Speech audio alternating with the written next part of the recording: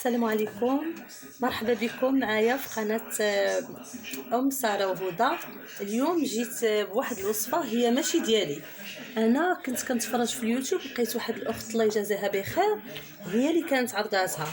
انا الوالده ديالي كانت مرضات وهي عندها الحساسيه، يعني كل عام ضروري خاصها تزور الطبيب على قبل الكحبه اللي كتجيها، واخا كتاخد دوايات واخا كتاخد كلشي يعني ما تتصلحش ليها. تفكرت انا بالصدفه غير تفكرتها وانا نقول لها راه واحد السيده في اليوتيوب راه دارت واحد الوصفه اللي هي ساهله وزوينه، جربيها على الله. وهذا الشيء كان الجمعه، كانت قالت لي الا ما فاتنيش الحال راه نهار الاثنين غنمشي عند الطبيب. دارتها الجمعه والسبت الحمد لله بانها ولات كتنعس، ما بقاتش كتكحب لانها كانت فيها واحد الكحبه خايبه بزاف. وانا دابا بنتي مرضات وقلت راني نديرها لها، وقلت علاش ما نشاركهاش مع خواتاتي وصحاباتي ومع كلشي الناس. بسم الله غنبداو. الوصفه سهله كيف قلنا، كناخذوا الليمونه وحنا عارفين وكنحيدوا لها هذا الفوقاني ديالها. حنا عارفين ان الليمون غني بالفيتامين سي، والفيتامين سي اكيد انه تيحارب كيقوي المناعه وتيحارب النزله ديال البرد. انا كيف شفت هكا الوصفه كنحيدوا هاد اللب، وشكرا للاخوات اللي تيفيدونا بزاف تيبخلوش علينا بالوصفات ديالهم، فهنا كنقول لهم شكرا لكم بزاف.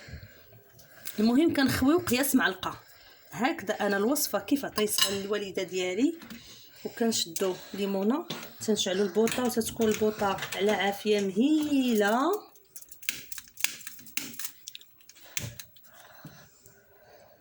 وكنخليو هاد الليمونه عافيه مهيله. اذا خاصني نقاس البوطه حتى تولي بحال الشميعه هكذا، وكنحطو الليمونه هكا.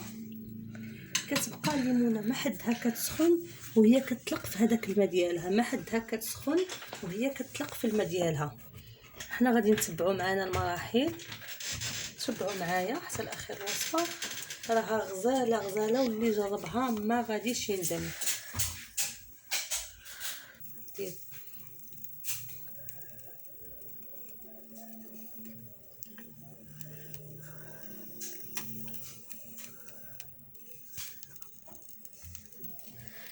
الليمونه ديالنا بدات كتسخن، ما حدها هي كتسخن وهي كتطلق في هذاك العصير ديال الليمون. المية اللي كتكون في الليمون داخل كتبقى تطلق فيها.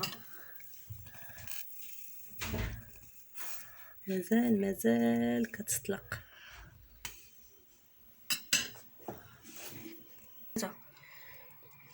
كيف شفتوا الليمونه بدات كتطلق في الماء ديالها، هي واخا كتبان لينا الليمونه كتحرق من التحت ولكن راه ما تيوقع لها حتى شي حاجه. شوفوا هاد المية هذه كتبدا تطلق. انا خشيت فيها المعلقه بزاف وهي خرجت طفات لي البوطه.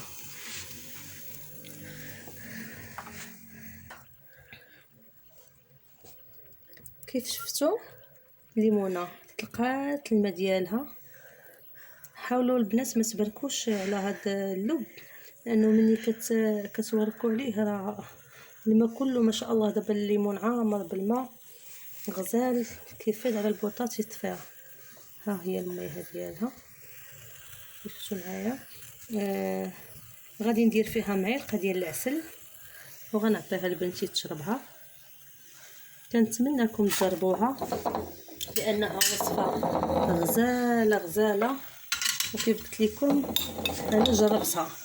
وشكرا للاخت اللي عطات الوصفه، كنشكرها بزاف لانها ما بخلاتش علينا.